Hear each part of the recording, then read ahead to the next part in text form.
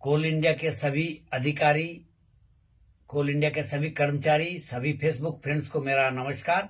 आज हम एक इम्पोर्टेंट अहम मुद्दा को लेकर आए दिन सुन रहे हैं कि मेरा पेंशन में बढ़ोतरी नहीं हो रहा, कोई जंतर मंतर पर धरना दे रहा, कोई सीएमपीएफ ऑफिस में धरना दे रहा, तरह तरह का लिखा पढ़ी हो रहा, कोई लोकसभा में भी आवाज उठा दे रहे हैं, लेकिन नहीं, आपको जो मिलना चाहिए वही नहीं मिल रहा। आज तक देखे, कभी ध्यान से नहीं देखे? देखिए, ये देखने का चीज है, जानने का चीज है। जो हमारा मिलना चाहिए, जो मिलना है, इसको कोई नहीं काट सकता। उसी को आपको नहीं मिल रहा, बढ़ने वाला तो बाद की बात है। सबसे पहले देखिए, किसी कर्मचारी का अगर एग्जाम्पल दे रहे, बहाली हुआ 1/1/1984 को और डेट ऑफ रिटायर कर गए 31/12/2024 को, मान लीजिए।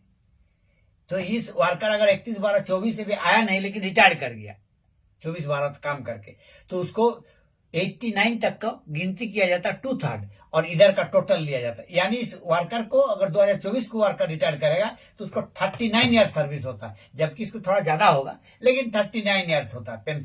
और इसमें कोई बड़ा चीज नहीं है।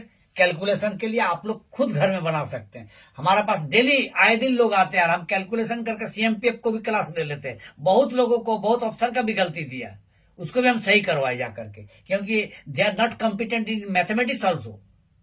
मंथली पेंशन का फॉर्मूला होता है 10 मंथ नेशनल सैलरी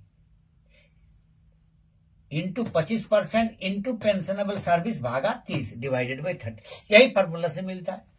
अब इस वर्कर का 1,40,000 तो 1,40,000 इंटू 25%, और इस वर्कर का 39 ईयर सर्विस हुआ और भागा 30, यानी इस वर्कर को आप कैलकुलेट कीजिएगा तो 45,500 आ रहा है।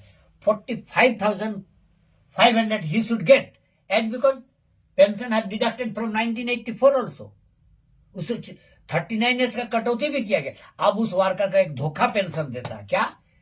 इसके पर तो आप लोग को ध्यान नहीं। ये चले जाते हैं कोई जंतर मंतर में, तो कोई चले जाते हैं आवाज उठाने, कोई भूख हड़ताल में। नहीं, बोले भाई मेरा जो मिलना चाहिए वही नहीं आप दिला पा रहे हैं, इस पर कैलकुलेशन आइए, वो भी मिलना चाहिए, आपका मांग भी चाहिए, लेकिन इसको भी तो देखिए। मंथली पेंशन, ये धोखा पेंशन दे रहा है। 10 month national salary 25 into 30 year. अब जितना भी सर्विस कीजिए 30 साल से अधिक नहीं दीजिए। 30 साल से कम वाले का 30 नहीं देगा। अगर आप 38-42 वर्ष नौकरी कर लिए, आपको काउंट करे तो 12 साल का बड़ा पैसा गया कहा। तो इस बेचारा का जिसका होना चाहिए था 45,500, उसको ये देंगे 30 काट दिए और इसको कर दीजिए 1,40,000 का 35,000 ही विल गेट।